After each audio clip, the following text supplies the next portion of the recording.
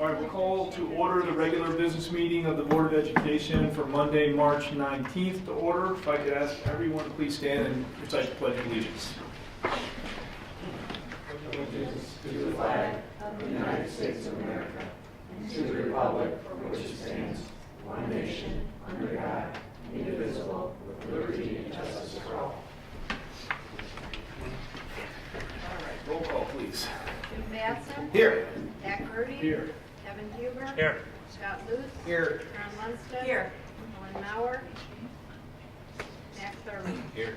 All right, so we know Ellen Mauer is absent, although we do expect her to join later. In her absence, Karen, can I appoint you secretary for that? Thank you. Okay, the agenda tonight, fairly straightforward. We will open it up for public comment if there's anybody who would like to speak. We'll have the student school board representatives speak, rather extensive superintendent's report. We'll vote on the consent vote agenda, which we reviewed last week in committee. Brief update from program and personnel and facilities and finance. Nothing from property, Scott, I believe. That'd be correct. Okay, and CEDAW? Nothing? Okay, Jim, ISD? I'll do a brief recap of the meeting last. Okay. And then we will have an executive session tonight to review collective negotiating matters, 5 ILCS 120/2C2. We will not be taking any action after that session this evening. Anything else? All right, so we will open up to public comment. Anybody wishing to speak? No? Okay. Then we'll go right to our school board representatives.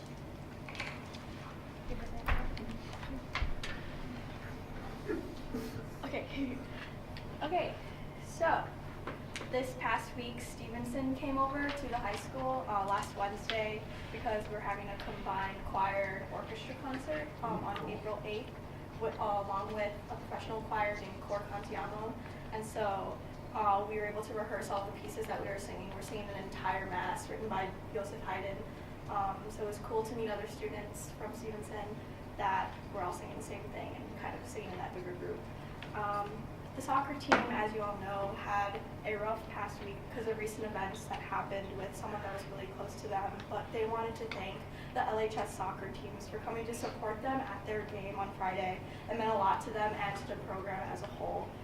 We are one district, and being able to support each other during times like this is really important to the students and the coaches and everyone in our community, so we just wanted to thank them for that. Best Buddies Prom was this Saturday, and it was a huge success. Jessica, one of the special needs students, said that she had a really fun time being with her friends and getting to dress up in a pretty dress. I wanted to say congratulations to Bobby Black for winning the Marine Band Concerto competition on February 24th.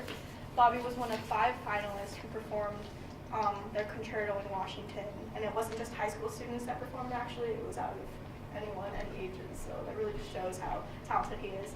And on top of a monetary award, he will perform again with the President's own band on March 25th back in Washington. Lauren Costin, freshman, is a part of the synchronized skating team through the Skokie Valley Skating Club.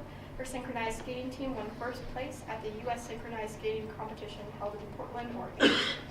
And we wanted to say congratulations to the VH Fall Varsity Athletic teams that qualified for the IHSA Team Academic Achievement Awards. These teams achieved a cumulative grade point average of 3.0 or higher during the season last semester, and that was boys cross country, girls cross country, boys and girls golf, boys soccer, girls swimming and diving, girls tennis, and girls volleyball.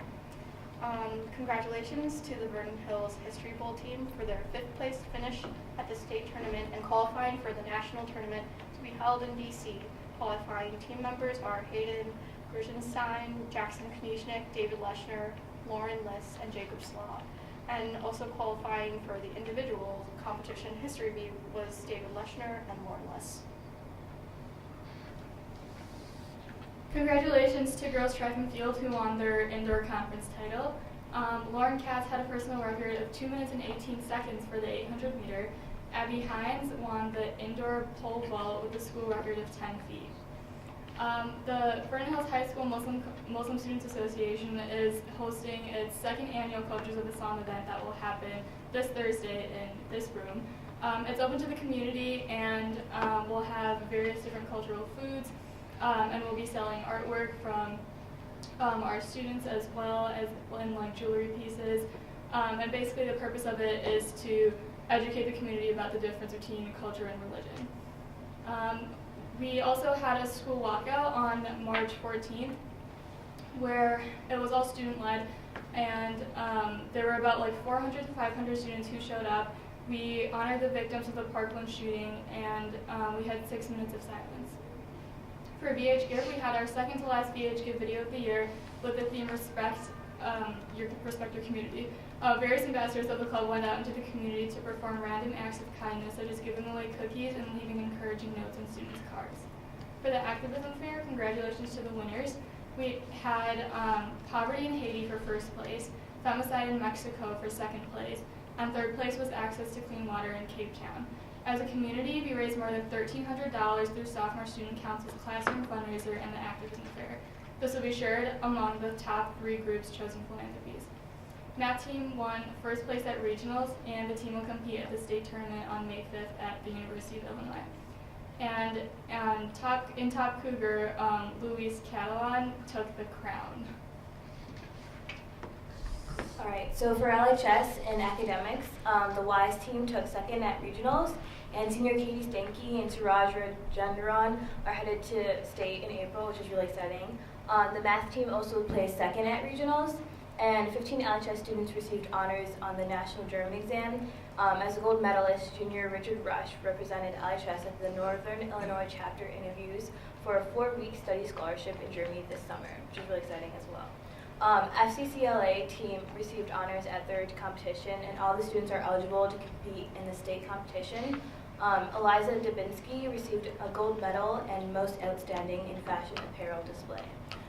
The LHS language department celebrated International Language Week, finishing up on March 2nd when all the language classes watched presentation from Scottish dancers.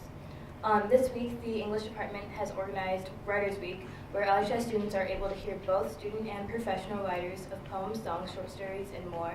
So yeah, this started just today, and it's really cool. So for the walkout, we also did the walkout, and this past Wednesday, on March 14th at 10 o'clock, around 500 LHS students walked out of their second period class in solidarity to protest gun violence in school. Speeches were given and 17 balloons were released to memorialize the 17 lives taken in Parkland shooting. And we also had a 6-minute moment of silence to symbolize how long the shooting was. Also, one of our photos made it on the Boston Globe website, which was really exciting. I participated and helped plan the walkout, and it was truly inspiring event, and I'm so happy that I could have been part of this unifying movement. Additionally, German students met the Holocaust survivor Magda Braun. So on Monday, March 5th, the LHS Advanced German class had the privilege of meeting Holocaust survivor Magda Braun and hearing her experiences of surviving Auschwitz-Birkenau during World War II as a teenager. Additionally, senior Sophie Richardson is a candidate for a Student of the Year campaign to support the Leukemia and Lymphoma Society. LHS senior Sophie Richardson is a candidate, and she's participating in the Student of the Year campaign. She is seeking support for her effort to help LLS ensure access to cures and treatments for blood cancer patients. In LHS athletics, boys volleyball has their first game today, so we're sending our good luck to Zachary, who's playing tonight. The boys basketball team ended their season on March 6th as sectional semifinalists against Lake Zurich, and they had a really great season everyone was super hyped for, and that also marked the end of the cheer season. Drew Peterson on the basketball team was named the Illinois Basketball Coaches Association first team All-State, which is a big honor. And then John Steinhaus went to state to Peoria on Thursday for because he hit 12 out of 15 in the IHSA three-point contest.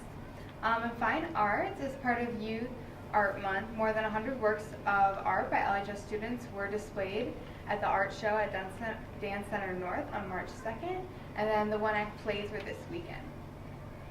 John Underwood came last week, and he has coached dozens of Olympic athletes, so he's very experienced in health and wellness.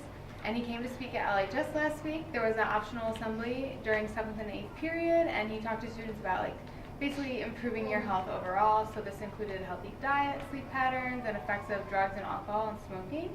I didn't get to go this past week, but I got the honor of seeing him in Lake Placid this summer, so I can attest that the information is like very useful and relevant to our lives, and it's a great experience and a great talk to see. So I'm happy that he was able to come to LHS. And then lastly, on February 26th to March 2nd, LHS Best Buddies celebrated Spread the Word to End the Word Week. So this is a week-long campaign devoted to ending the use of the R word in like day-to-day speech. Best Buddies brought in comfort dogs for students to enjoy and had guest speakers throughout the week. LHS's own Peter Dankleston shared his story with students during lunch periods on Thursday, March 1st. All right, great job, everybody. Thank you for that. Okay, next, superintendent's report.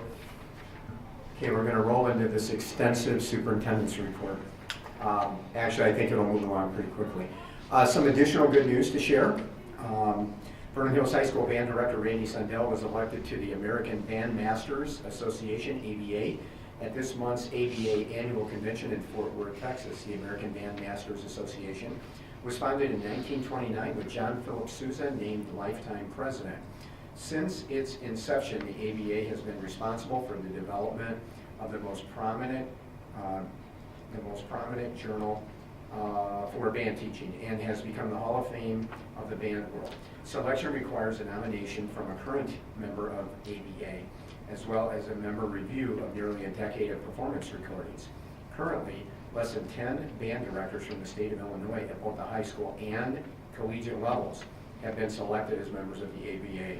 This distinction recognizes the outstanding achievements of Randy and the students in the VHHS band department over the entire history of the school. Randy's selection for the ABA also cements him as one of the foremost instrumental music educators in the United States. That's very impressive, and so congratulations to Mr. Sundell. Libertyville High School students Suraj Rajendran and Katie Stanky qualified for state finals in the Illinois Academic Challenge. As the students mentioned earlier, the WISE team competed at the sectionals earlier this month, where Suraj qualified for state in both biology and chemistry, and Katie qualified in English. Both will represent LHS in state finals at the University of Illinois on April 17. The team is coached by Pete Dawson and Dave Kreutz. Earlier this month, the LHS Jazz Ensemble and Jazz Lab Band performed at the Mundelein High School Jazz Festival. Lab Band received a clinic from Chicago saxophonist and Elmhurst College professor Mark Colby, and Jazz Ensemble received a clinic from UIC jazz professor and LHS alumnus Chris Madsen. Both ensembles had great performances, and they both earned Division I ratings. The LHS Science Olympiad took home a third place trophy overall and earned a bid to state at the March 10 College of Lake County Regional Science Olympiad Tournament. Individual medals were earned in the following events. Varsity medals in anatomy and physiology in second, Mason Maniloff and Desai Nayar. Experimental design in fourth was George Ligan and Jenna Ogletree and Suraj Rajendran. Fermi questions in second, Suraj Rajendran and Cooper Miller. Forensics in first, Tara D'Souza and CJ Allen. Game on, sixth, Matthew Wong and Anika Mizra. Helicopters first, George Ligan and Tara D'Souza. And herpetology second, Matthew Wong and Emily Levitzo. Hovercraft 2, Maggie Schutz and Jenna Ogletree. And microbe mission, fourth, Suraj and Mason Maniloff. And Mission Possible, fifth, Maggie Schutz, Jenna Ogletree. Mousetrap vehicle, third, George Leanne and Tara D'Souza. Thermodynamics in sixth place, Jenna Ogletree and Suraj. And in towers, third, C.J. Allen and Sanithra Kanan. JV medals and disease detectives, second, Catherine Yin and Alana Nafsker. Experimental design in third, Jared Joseph and Brian Hong. And Melissa Lukic. In Fermi questions, second, Ben John and Brian Hong. Forensics third, Kathleen Jen and Julia Freirear. Herpetology in second, Ann Lee and Emma Soderstrom. Optics third, Ben John and Nathan John. Rocks and Minerals second, Emma Soderstrom and Melissa Lukic. And Thermodynamics second, Ben John and Derek Joseph And Write It, Do It in third place, Alana Navsker and Kathleen Jen. Several LHS FCC LA team members earned honors for their performances at the area competition at Harper College on February 23rd. Students coached by Loretta O'Day and Kristen Tarrant received the following honors and are eligible to advance now to state competition. Gold medal in most outstanding, Eliza Dembensky in fashion apparel design. Silver medal awards, Josie Barnaby in tailored garment, Mackenzie Farrell in semi-formal, Margot Lawless in casual wear, Kate Recker in apparel construction, Mackenzie Schutz, apparel construction, Sam Otto in relish tray, Jordan Erdahl in salads. In the bronze medal award went to Mackenzie Callison in apparel construction. The District 128 Community Education Program received the 2017 Education Leadership Award from the GLMV Chamber of Commerce on Friday, March 2nd at the GLMV Annual Membership Recognition Gala. The award recognized the contributions that the program gives to the GLMV Chamber and the communities in the area that the Chamber serves. Community Education Director Diane Phillips and Community Education Administrative Assistant Madeline Diederich accepted the award on behalf of the district. So congratulations to everyone. As always, lots of good news. Next on the agenda tonight is just a brief follow-up to the students. We want to thank all of our students at both of the buildings for their roles in the March 14th walkout day. As has been indicated, a number of our students planned and participated in that activity, and other students chose to stay in the building. So whether the students went out to the walkout or they stayed in the building, instruction went on in the building, and the students were allowed to peacefully protest, and has been noted, did a great job with that. So we want to thank them. We also want to thank our students for their work with both of our principals, Dr. Gilliam and Dr. Colentus, in making that day happen in a peaceful way and in the least disruptive way possible. We very much appreciated that, and again, the respect that students were able to show for each other regardless of their position, march, not march, or in favor, not in favor, during the lead up to that march was very impressive. So we appreciate all of you, as always, and the leadership of the buildings, and I think everyone did a great job that day, so thank you very much. Next on the agenda is safety security, and the board is aware of this from some earlier communication, but just wanted to let our communities know that on Wednesday, March 21st, our District 128 school safety and security teams, which are led by Assistant Principal Eric Marosher at LHS and Assistant Principal Greg Stilling at Vernon Hills, will be working with safety staff and administrators from District 70 in Libertyville and District 73 at Hawthorne. We have about a 2-hour kind of presentation sharing session during that day, which we're looking forward to being able to impart some of what we've learned and also learn from District 70 and 73. So that'll be, I think, a really nice day and a really beneficial day for the area as we work together to make sure that our students and our staff are safe at school.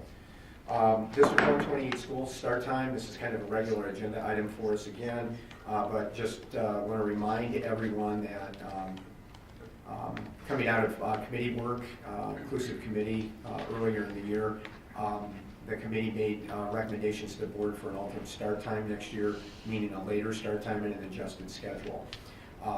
Components of that recommended schedule are subject to collective bargaining. We're currently in collective bargaining with our union, and so that is obviously a topic of discussion that's ongoing with them.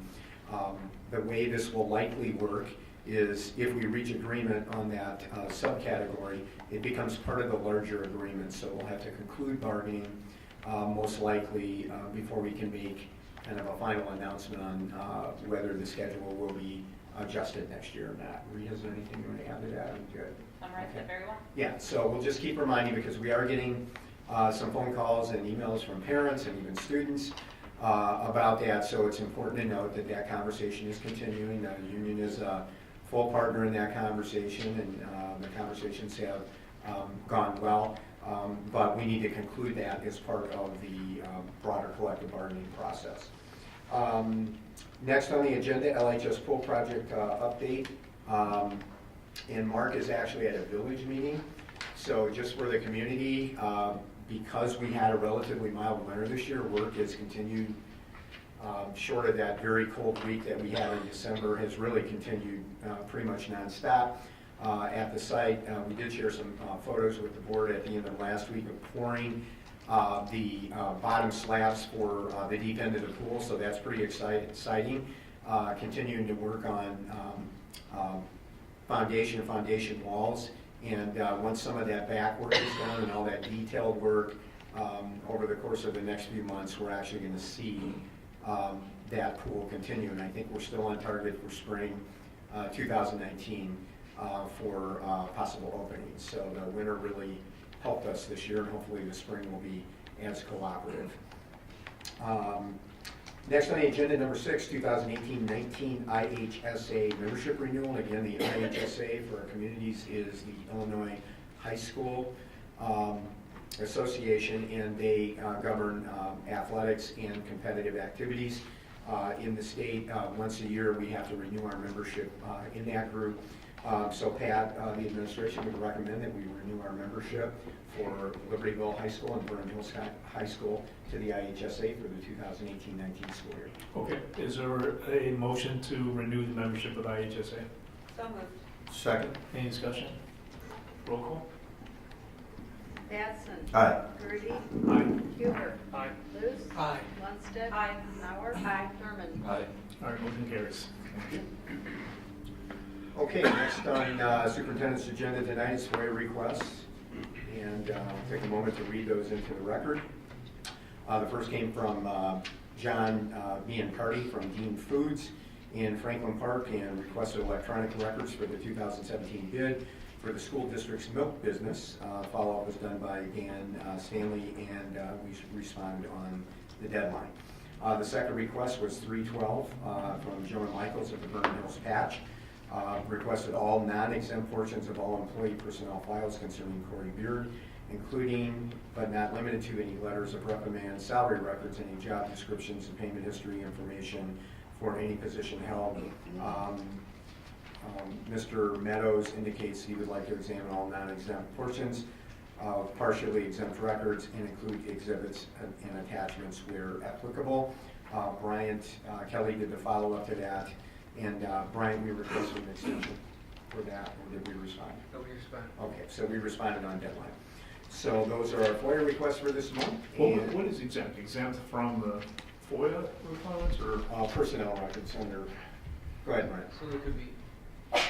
So there could be stuff in the personal records that are exempt from us sharing the Yeah, FOIA. that's what I thought. And then some correspondence with, attorney. Yeah, okay. I thought it was exempt from what we're required to. No. So again, on our FOIA requests, we always do a full review with Lynn Himes, one of our district counsel, on FOIAs, obviously, before we respond. Okay. Next is donation acknowledgement, and this is to the Goodman Family Foundation. We want to acknowledge the receipt of a $6,000 grant received from the Goodman Family Foundation in support of drug and alcohol prevention programs at Libertyville and Vernon Hills High School for the FY18 school year. The grant was received in 2 payments dated September 15, 2017, and the final payment was dated February 1, 2018, and we wish to thank them for their generosity in helping support our programs. So Pat, believe me, that is the end of the superintendent's report. All right, thanks very much. Next, the consent vote agenda is listed. This is what we reviewed last month in committee. And ask for a motion to approve the consent vote agenda as listed. So moved. Is there a second? Second. Any discussion? If not, roll call, please. Grudy. Aye. Huber. Aye. Luce. Aye. Lundstedt. Aye. Mauer. Aye. Thurman. Aye. Batson.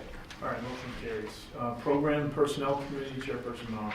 Okay, we have the 2018-19 Ombudsman contract, and we are looking for 6 spaces at $6,337 each, which comes to $38,022 total. And because we're doing this a little earlier, we get a 2% discount. So we're looking for a motion to approve the contract as presented for the ombudsman program. So moved. Second? Any discussion? Roll call, please. Huber. Aye. Luce. Aye. Lundstedt. Aye. Mauer. Aye. Thurman. Aye. Batson. Aye. Grudy. Aye. All right, motion carries. Okay, next we have board policies for first reading. And we've got board policy 2260, uniform grievance procedures. Policy footnotes, legal references, and cross-references have been updated. There's new language in the filing a complaint subsection, and it clarifies for any complaint filed under this policy which alleges harassment, the complaint manager shall now process and review the complaint according to both policies. And we have operational services, policy 440, incurring debt. And again, the policy footnotes and legal references have been updated. Personnel, policy 520, workplace harassment prohibited. And again, there are legal reference, footnote, and policy updated.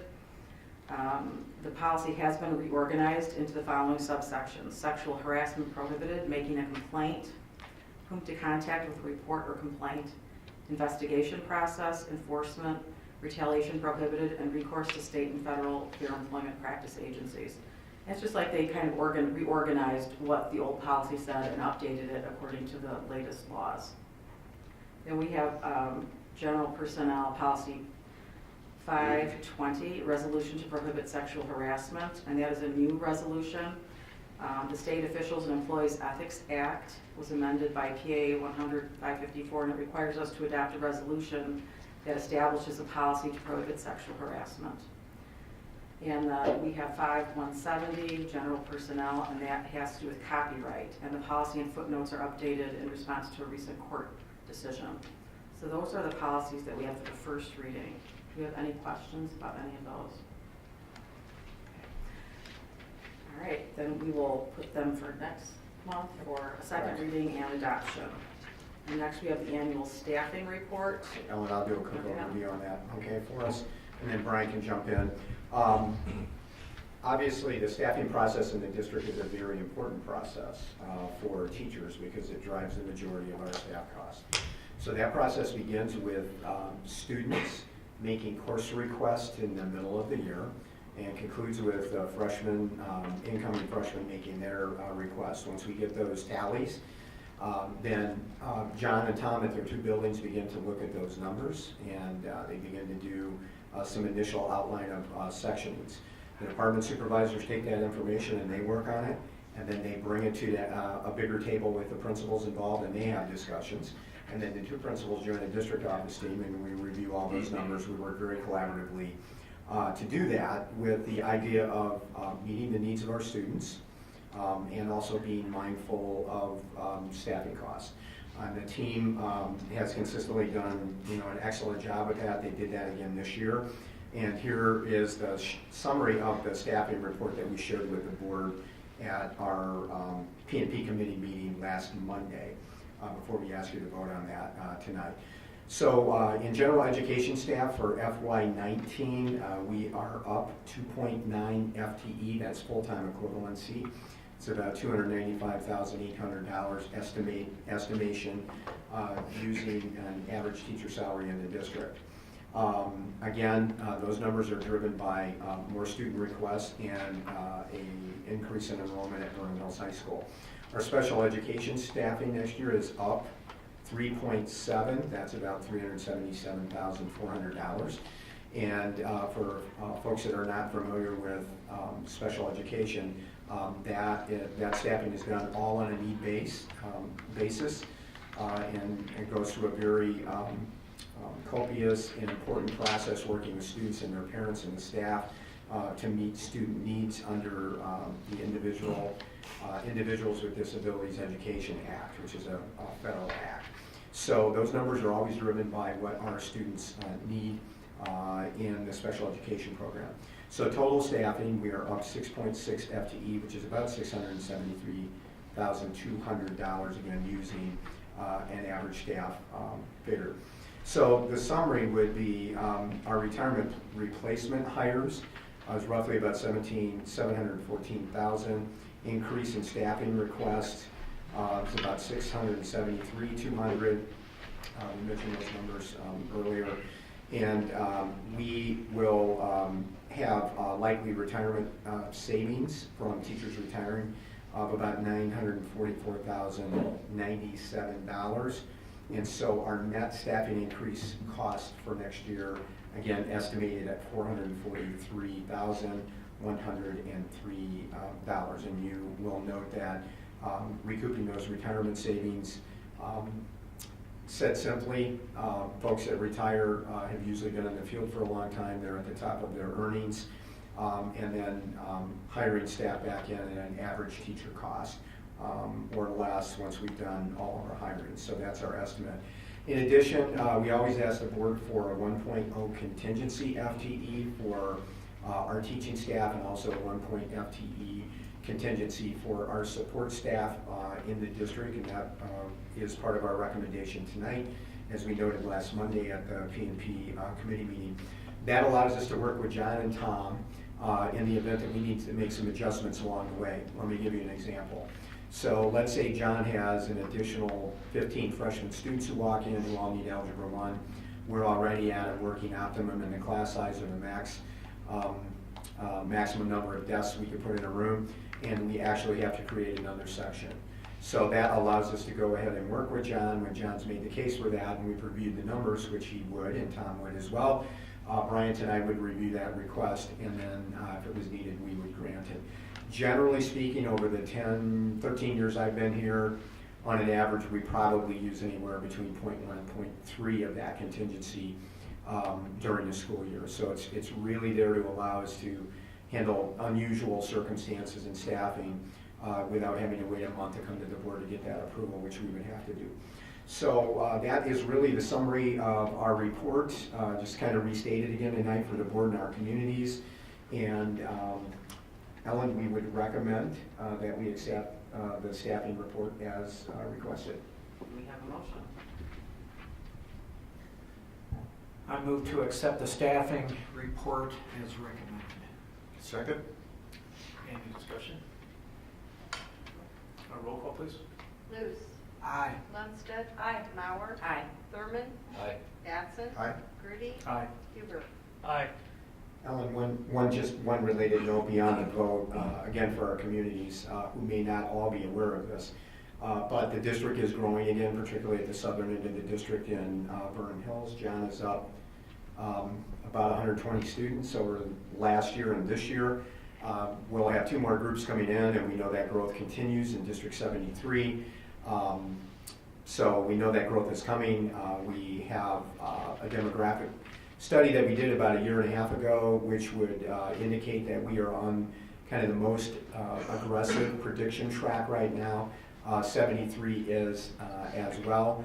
We are sharing our report and their report, and Nick Brown, the superintendent, and myself and our 2 teams will continue to monitor that as we move forward, because that has some implications for future planning for capital needs here in Vernon Hills. Okay, sorry, just wanted to add that. Okay, so then our next item is annual employment recommendations. So first we want to approve the continuing employment of first, second, third, and fourth year non-tenured faculty. We need a motion for that. So moved. Do we do all 1, 2, and 3 together? Yeah. Oh, I'm sorry, and 2, the honorable dismissal of non-tenured full-time faculty and the non-renewal of non-tenured part-time faculty. So we need a motion to accept that the annual employment recommendations. Yeah. Amended. I amend my motion to include these additional items. Second? Any discussion? Roll call, please. Lundstedt. Aye. Mauer. Aye. Thurman. Aye. Batson. Aye. Grudy. Aye. Huber. Aye. Luce. Aye. Motion carries. Okay, next we have the report for employment of employees, and we've got requests for reassignment, request for part-time status, certified request for full-time status, honorable dismissal of non-tenured full-time faculty, and an educational support personnel resignation. So do I have a motion to approve the employment of employees report. So moved. Second. Any discussion? Roll call, please. Mauer, Aye. Thurman, Aye. Batson, Aye. Grudy, Aye. Huber, Aye. Luce, Aye. Lundstedt. Aye. Okay, motion carries. Okay, and then under other, I have no other. Anything else? All right, seeing none, we're concluded with that. Thank you. Facilities and Finance Chairperson Batson. Thank you, Dr. Grudy. We have 5 bid awards here that we need to review and vote on. Should we do these? We should probably do them individually. Yes. Okay. All right. So up first is LHS Cladding and Roofing. Stuckey Construction was the parent recommended contractor. Any further background on this? Nope. We reviewed it in committee last week. It was just last week. So if we can have a motion to accept the bid for the cladding and roofing work. Make sure they mount in there. Yeah. We'll see amount. 598,000. I make a motion that we accept the Stuckey Construction Company for $598,000 for the LHS cladding and roofing. Second, Any discussion? Roll call, please. Thurman, Aye. Batson, Aye. Grudy, Aye. Huber, Aye. Luce, Aye. Lundstedt. Aye. Mauer. Aye. Okay. Motion carries. Thank you. Next up is science lab renovations at Vernon Hills High School. The apparent winner of this one, these were again reviewed in committee last week. This includes alternate 1 is the recommendation. So the base bid was $821,000. Alternate 1 was $43,700. So with a total of $864,700. So if we can have a motion for this. I'm sorry. FBG Corporation is the company that won that one. I move to accept the bid of $864,700, was that right? From FBG. FBG Corporation for the VHHS Science Lab renovations. Second. Okay, any discussion, questions? Have a roll call, please. Batson, Aye. Grudy, Aye. Huber, Aye. Luce. Aye. Lundstedt. Aye. Mauer. Aye. Thurman. Aye. Okay, that one passes. We have abatement work at Libertyville High School. The formatted a little differently. This is ARC. Is that the company? Yes. And the total there is $57,000. Did we do any alternates on this one? No, but it's a basement with other variables depending on the what they find. So it's the base bid plus the other rates. Plus the yeah. As Okay. as they come up. Yeah, as they come up. Okay. So that's ARC Environmental. So can we have a motion and a second for that one? And how much is the base bid? 57. 57. I make a motion that we accept the base bid of $57,000, the asbestos abatement, and the subsequent list of charges as they come up. I forget the company's name. ARC. ARC. Second. Okay. Any questions, comments? Again, this was reviewed in committee last week, so can we have a roll call, please? Grudy. Aye. Huber. Aye. Luce. Aye. Lundstedt. Aye. Mauer. Aye. Thurman. Aye. Batson. Aye. Motion passes. This one's sideways. So we have masonry work at Vernon Hills. And this is STR SEG is the recommended contractor for this one, STR Building Resources. They're our consultant. The award would go to Grove Masonry. Oh, I'm sorry, I misread that. Yeah, Grove Masonry Maintenance Inc.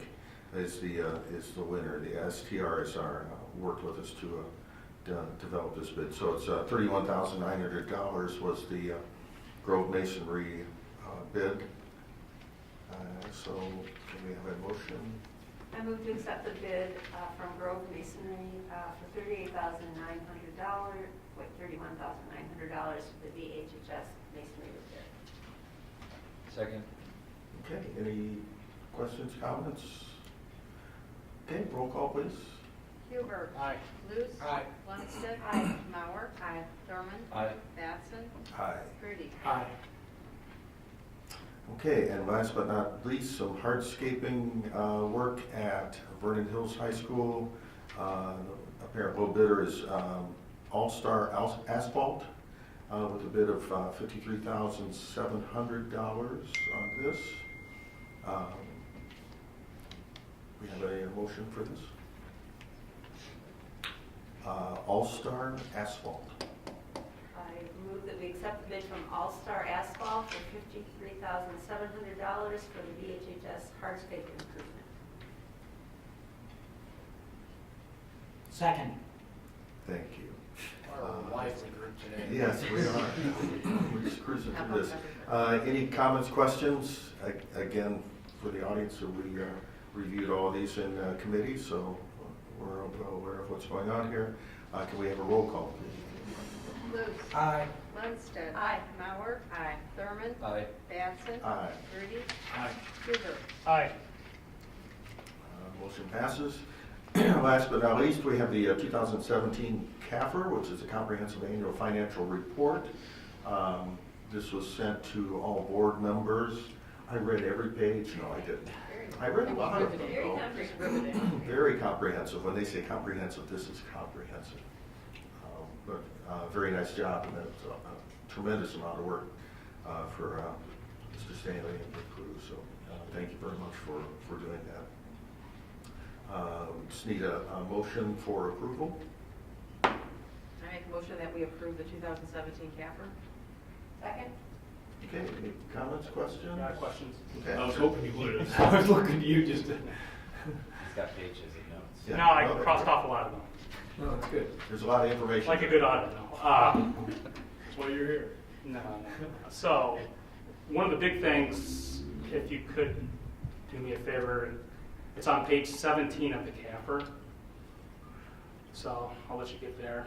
And again, it's just informational purposes only, so, because there's always a lot of discussion about how much money and how much cash the district has, and you hear all these numbers that could most likely be a little bit inflated. So I want you to walk me through the net position at the very bottom on page 17 of the CAFR. It starts with the net position section. Sorry. No. Because I think this is actually, and actually I want you to start with 193 million of our net position and really explain what that is. You mean page 17 of the CAFR, like on the bottom of the page it says number 17, not? Yeah, Bottom. and it says 193, 754, 237. Because again, I think for the public, that is in essence what they would consider their net worth.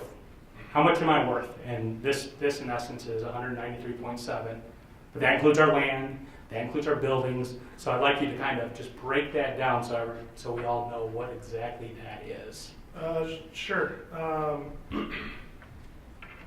So of the 193 million, that really is an accrual base trying to account for everything, including our capital assets. 80 million of that, of the 193 million is in investments in capital assets like the buildings and things like that, the equipment that we have inside the buildings that we are accounting for.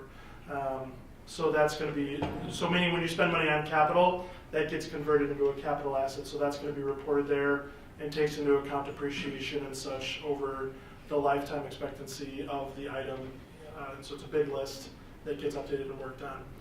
The remaining funds.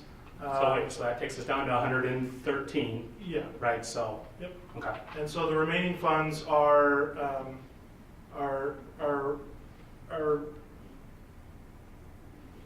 largely unrestricted, but they're restricted to the purposes for which they were gathered for. So there's operations and maintenance money in terms of about $35 million. That's restricted for those purposes, which would include the pool, for example. That's one example of money to be used. Debt service, so there's money from outstanding, there's money that's reserved for debt purposes for $4.5 million. Now that you don't have any more debt to pay for, you could potentially use that money for future debt, but there's also other things you could do with that money. Now that you no longer have debt, it's kind of a rare circumstance that you find a district that doesn't really have any kind of bonded debt. So usually they're using those funds to do that, but you're not in that position. So there's some flexibility you could do that we could explore in the future. So again, just to be clear, restricted for O&M, can't really spend, it's already kind of been spent for O&M. I mean, it's going to be spent, things of that nature. It's really not at this board's whim to go and spend that $35 million. It can only be spent for operations and maintenance purposes. It's not committed funds. It's not committed. Yeah, so it's available. It's only available for certain purposes. Okay. Correct, yeah. So so similarly, student transportation, so $2.3 million is reserved, is restricted for student transportation uses. Retirement benefits, that would include, that's $4.7 million. That would include costs such as IMRF contributions we have to make, payments to FICA, Medicare, and such for our employees. Tort immunity, so those are tort purposes such as property casualty insurance and things like that for what those purposes can be used. And then there's the unrestricted $65 million that's largely going to be in our ed fund.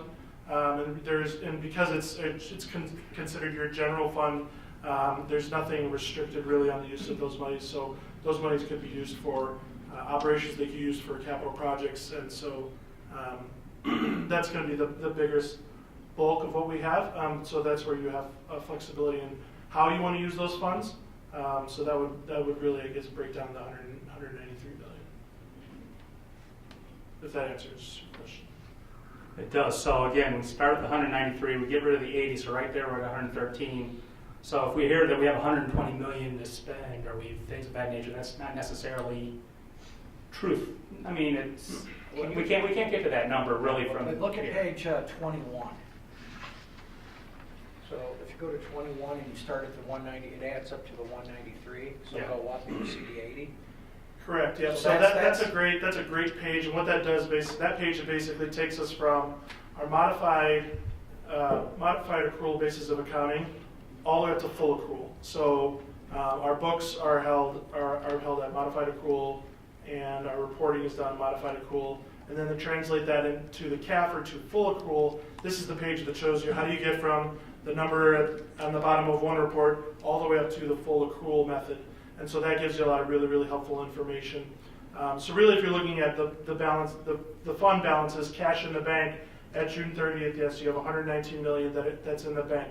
But the note that we want to make aware of is that we get largely a lot of your property taxes come in May and June, and so you have that influx. And so this year, I want to say it was around $35 to $38 million of that money is really from early taxes, and so a lot of that money is intended to be used really for the next year. And so to think that you have 119 million available to use for quote unquote whatever you want is not accurate. You really should remove that from the equation, because that'll get you back down to about, I think about 80 million or so is the range of what I would recommend to you as available resources for you to use for. Of which we've committed about 20 million more plus or minus for the pool. Exactly, yes. So we're really, high level at a $60 million. So again, we're down to 60 potentially, Yeah. and it's always safe to us. It's not safe to assume, but a good policy or good prudency says we should have something set aside, some percentage of our expenses Correct. set aside and fund that we don't spend because something could happen. Correct. That we need to, and just kind of remind me again what we're trying to, what that number should be. Yeah, well, we've talked about the fund balance policy before. ISB, it depends on different levels. ISB will give you a lower financial strength rating if you have less than 25%. They also, if you don't have at least 180 days cash on hand, they will again rate you with a weaker financial strength. I think we've talked about a bit that maybe 40% is maybe our target here, but that's still something that we still need to work on developing. And the idea was once we get this CAFR and get the information, then we can kind of take that next step forward. So I think that's really the next step in our But I process. also want to make sure it's very clear that we've had numerous, extensive discussions as it's related to the amounts, how much we should have for the rainy day, that we should have as a good business, good school, good public citizen practice. And then furthermore, we've had numerous conversations as it relates to what is in reserves for key capital projects, so we do not have to go back to the taxpayer to ask for additional funds for those capital projects. Is that correct? Absolutely. And if we run down our reserves, our bond rating then suffers. Part of your bond rating will include the reserves that you have. So that would be. I appreciate Kevin bringing it up because this is an extensive report. It really We is. should It's all awesome. read it inside and out and know it because this also becomes available to the public. And public obviously has an interest in what this is because their tax dollars are part of what goes into this, everything that goes into this. And want to make sure there's full understanding because to the points that were made, somebody might walk away with the wrong idea of an amount that's on here is usable for something that it's not, based off of what they're reading or timing assumptions or those type of things. So it's good to have that understanding and stated. So thank you. Thanks for bringing it up. No, I think it's just very important because the fund balance is just such a vital, it's easy to explain in terms of, it's like a net worth, and if we break down the pieces of it, it's excellent. And plus, I think if you looked at the net worth statement, we've been investing in capital. If you would see the capital has been trending significantly up, which again is another prudent thing. You should be investing in capital. So next question for you, and then again I only have a couple more. And this is an easy one. Well, why isn't the pool considered assigned? I know we can do certain things with fund balances. We can, we can restrict it, but again, you can assign it, and based upon the budget that we passed and things of that nature. And there's cement in the ground? Yeah, I mean, could we not, at that point when we passed that budget, really kind of assign that so that the report would have been a little bit clearer with the path for the pool? And again, I don't know. This is you're the expert at this one. I'm certainly not, but I think we could have assigned it. So I'm not the expert on the assigning and committing of funds, but in general, because I got here after July 1st, those funds weren't, I believe, officially assigned or committed before June 30th, and so a lot of that stuff happened, even though you had talked about it and everything, a lot of that stuff was even ongoing through the summer. So as of June 30th, there wasn't anything official to commit those funds. I think it's definitely something to look at doing for this year that we can take a look at to make sure we reflect that for this fiscal year. Yeah, again, we all know the pool's such a big expense. It'd be nice to really kind of see. That's a good question, but I think we didn't take any formal action until after June 30th. So since this was a snapshot at the end of the year, it probably wasn't included, but I agree. I think it should be reflected somehow in here. So go to page 113 of the CAFR. So the good news is we're on page 113. So. Bad news is there's 163. Yep. Yeah, good. Yeah. Okay. No, so the big thing I want to make sure for clarification, if somebody's looking at this under expenditures, and they look at 2016, 62.6 in instruction, and then it jumps to 73.5 in instruction. I want to make sure that we're very clear. That is not, teachers did not get a huge raise. What that is, I believe, is the increase of the pension cost that we are fully subsidized, or fully reimbursed, I should say, subsidized, fully reimbursed by the state. It's a wash. So I think 10.5 million of that is an increase in the TRS contribution that the state, in essence, covers. It's kind of a financial wash. Is that true? Correct. Yeah, it's nothing that flows with our books, so it's really kind of an accounting note to account for. So we don't. So based on certain parameters, there's a different rate, a percentage rate that is considered on behalf contributions that TRS theoretically contributes on behalf of the district every year, and so that gets reflected as a revenue and then equally as an expenditure. So you'll see also an increase in state aid of about that same 10 million. We didn't get $10 million more from the state. It's just an accounting note to reference that so there was a big change in the state on behalf. Larger than a big part of that was the percentage change that we have no control over. We don't have any control over that number. So again, if that percentage number changes for the next year, you could see a change there as well. But any kind of change that happens like that will be noted for sure. No, and again, I just want to make sure we're very clear that by no means is a significant increase in the pay of our valued employees. I mean, they certainly received a fair raise, but they certainly, that could, again, if you take it in a piece, that could certainly be misleading. But I thank you for pointing out the revenue, because I think that actually, it's a dead wash. And then finally on page 140,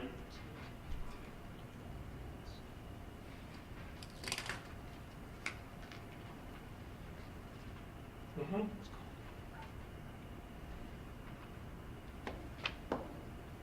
and that's the operating cost per pupil. How does that compare to our peers? Because again, that's another number that people will focus on, write extensive things about. Could you help us understand that number? Yeah, I'd have to pull the other numbers to tell you how does that compare to our peers, but my general understanding that it probably is the range of what our peers are in. But I'd have to pull that data. I don't have that data readily available for you. So that's something I can report out. What does that explain what that number means? But it is available on each school district's official school report card.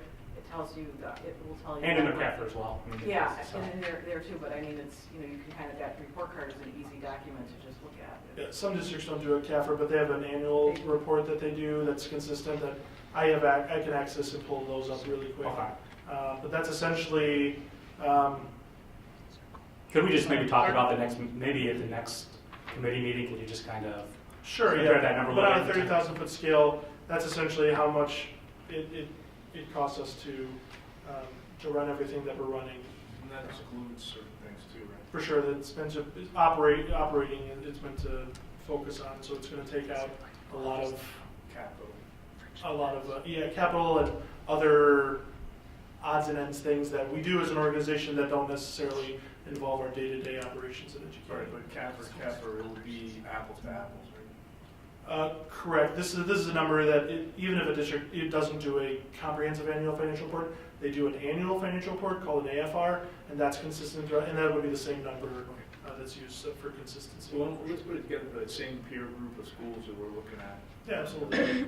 And there are some variances within that group. So for example, if you have a multi-high school district, your operating cost per student might be higher because you've got two of everything, right? Absolutely. So, I think that's important to note. yes, it is. And the community a number of years ago went through a vigorous debate for a long period of time of whether we should have one mega high school, a la Stevenson, or maybe a Warren, or a two-school campus, and that decision was made. A referendum was passed to support that.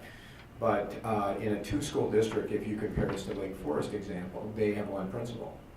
We have two principals because we have two schools. So you can kind of go right down the line. So we have two physical plants here. Huge. Right. So you've got everything is doubled as a result of that. And I think when the community went through that debate, they certainly looked at those issues, but looked at the value of having two smaller schools versus a mega school and the opportunities that it provided students. And historically, if you look back at the district since the time Vernon Hills is open, it's certainly done that. So that's a point to make, I think. So thank you. Sorry to. No, it's good. No, good question. Yeah, I apologize. I would have gotten you the questions beforehand. No, it's really Those are great questions.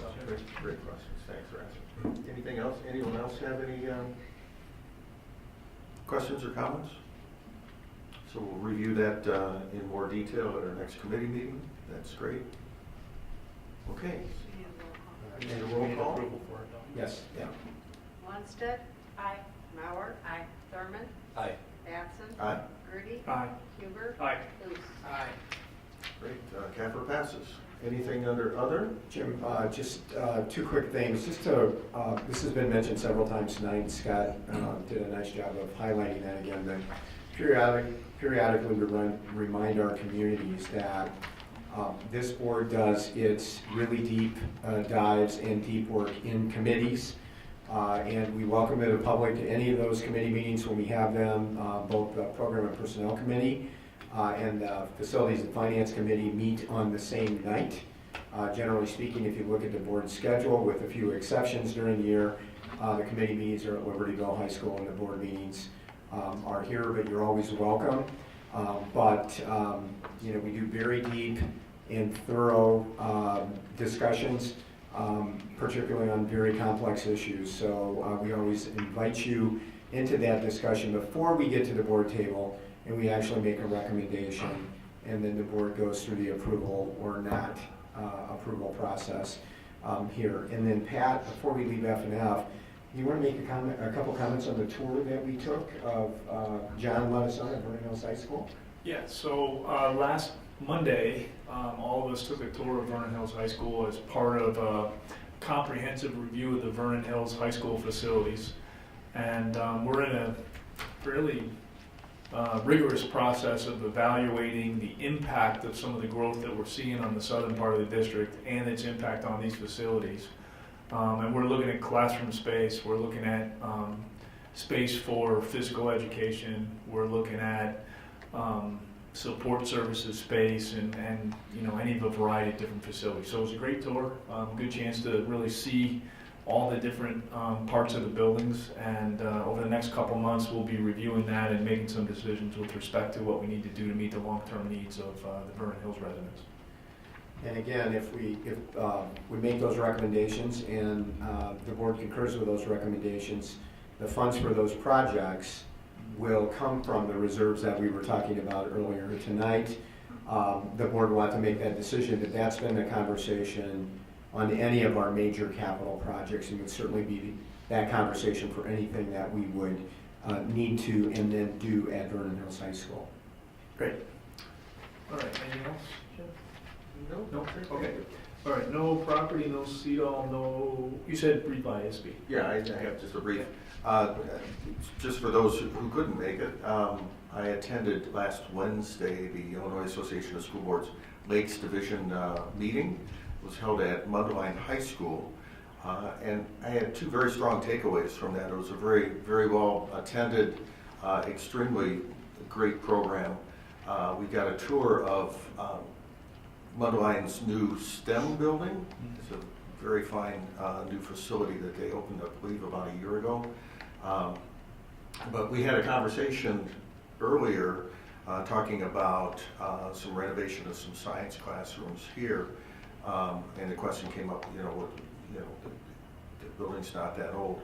I would suggest if anyone wants to see, and I'm not suggesting this is what we're doing, but if anyone wants to see what a modern science, really effective science facility looks like at a high school level, they have very, very fine facilities there, recently built, and it was just an amazing tour of that facility. They had some students taking us around, and much like our students, very articulate and able to show us that. So that's one takeaway. It really sort of put a picture in my mind of what Dr. Fisher was trying to explain verbally at our last meeting. So there's, I may have a link or something I could send out to the board if you'd like to see that. There's some photos and whatnot.